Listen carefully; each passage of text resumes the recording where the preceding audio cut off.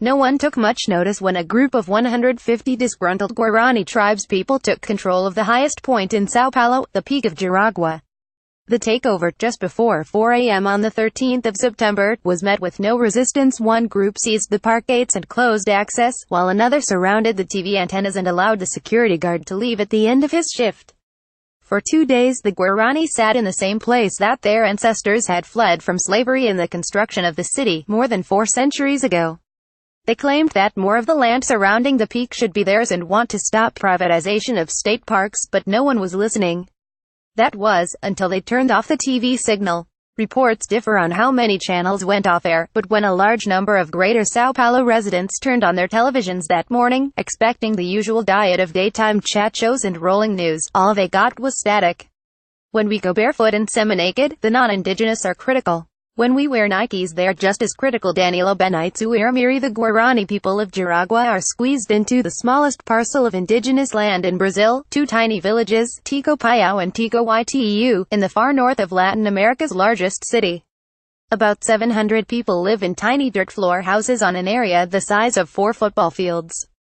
There are a few trees in it polluted, and children play among excrement from dogs abandoned by people from wealthier neighborhoods. The tang of burning waste hangs in the air. São Paulo indigenous land map. People look and think we live in a favela, but we don't live like this out of choice, says Tiago Henrique Carajacupe, one of the leaders of the Guarani community. The Guarani people are spread over 5 countries. In Brazil, there are 85,000 spread across 8 states. Those inside São Paulo city limits would love to live like their relatives in other areas, but are constricted by the small plot. We want to live from planting, gathering, fishing, but the area of the village does not allow this, says Vitor Fernandes. To preserve our culture, we need more land. Tico Paiao, one of the 2 tiny Guarani villages in São Paulo. Photograph Fernando Martinho. They work hard to maintain their traditions. The local school employs indigenous teachers and lessons in Guarani are given, unlike in any public schools in Brazil.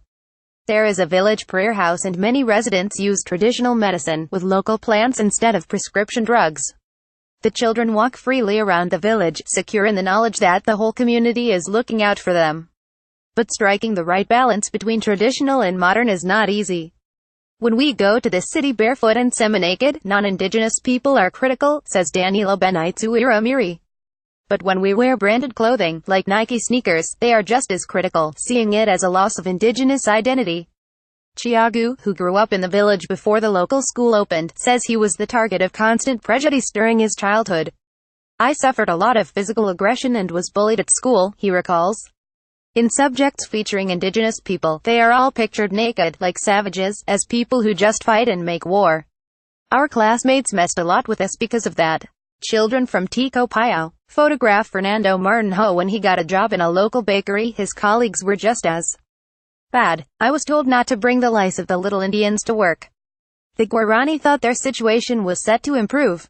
After 11 years of research, the National Indian Foundation FUNAI in 2013 authorized the expansion of their land in Jaraguá to an area of 536 hectares, 315 times larger than its current size.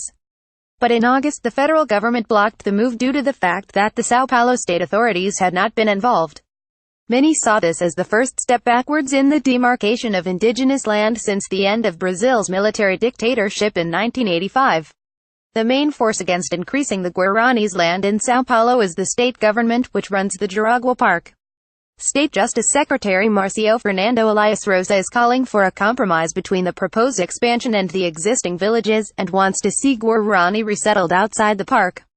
Meanwhile, São Paulo state is trying to privatize Jaraguá Park. A law passed in 2016 could see private companies allowed to exploit the area for logging and tourism for 30 years. Without the expansion of their lands, the Guarani say their living standards will only get worse, and they are afraid of losing the few rights in the land they still hold. The Guarani see a link between the refusal to grant an expansion and the proposed privatization, even if the state government denies it. Nowadays, our children see a police car and ask if they will have to leave the village, says Tiago. We live in a difficult situation, and our whole community is depressed. Living on such small lands removes our right to survive. Guardian Cities is in São Paulo for a special series of in-depth reporting and live events.